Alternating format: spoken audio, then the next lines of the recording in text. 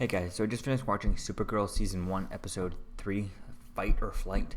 And this episode was pretty good. A lot better than last week's episode. I really didn't like last week's episode. The flying seemed a little bit wonky. I mean, I'm getting used to, I guess, the flying. Maybe I'm just not used to flying on a TV show budget.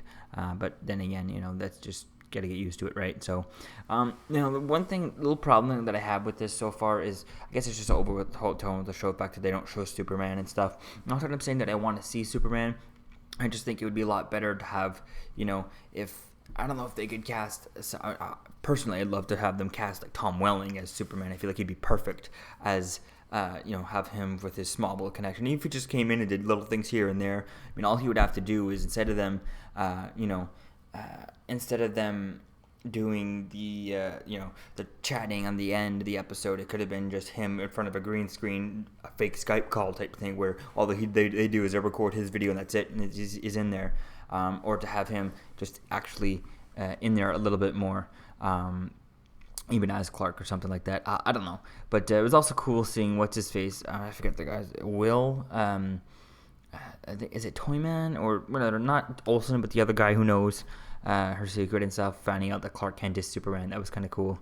It was interesting seeing that. It would have been nice to see a little bit more, of like Superman and stuff, like I was saying, and have like someone casted as him and actually see him.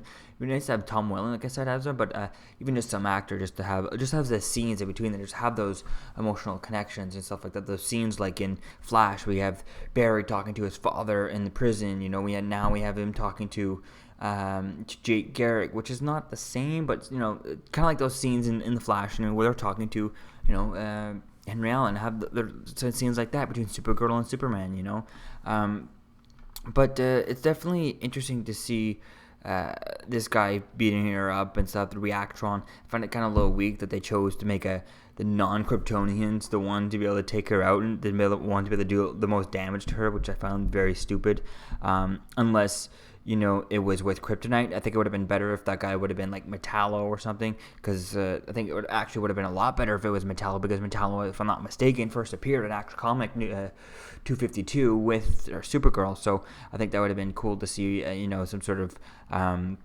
version of this. It could have been the same exact character, just Metallo.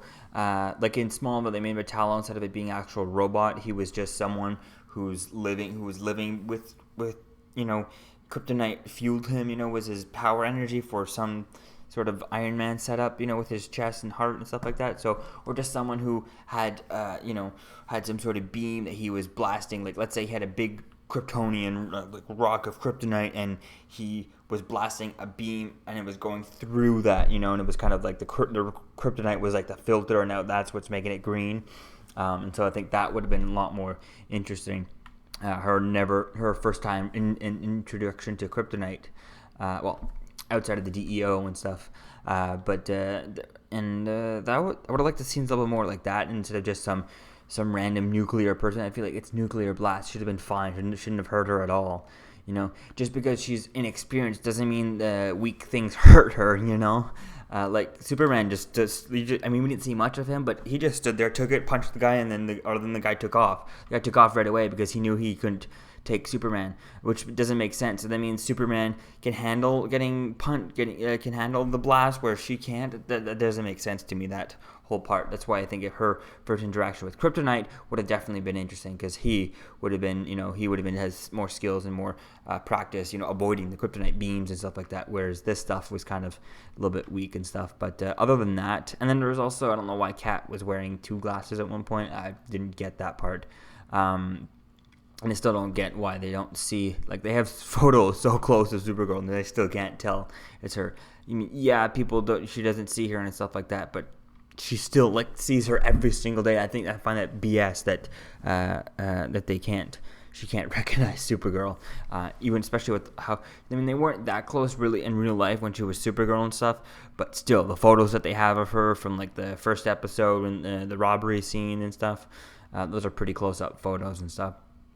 So there was that, and then one thing also I wanted to see in this episode. This kind of episode reminded me of the of her getting weak. It would have been nice to see her to really show how weak she is. And when she got knocked down, if she had turned purple, like in the Death of Superman 90s saga, when Supergirl gets punched by Doomsday, and just kind of her face just kind of, and then kind of just turns purple and stuff. Then she kind of does some sort of thing to come back there. I don't know. I tweeted a picture out. You can check it out on my Twitter and stuff. So I think that would be cool for like a mid-season finale.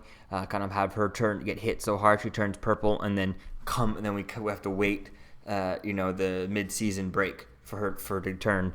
To come back and not turn purple. So I think that would definitely be cool.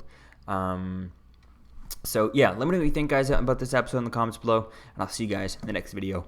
Peace.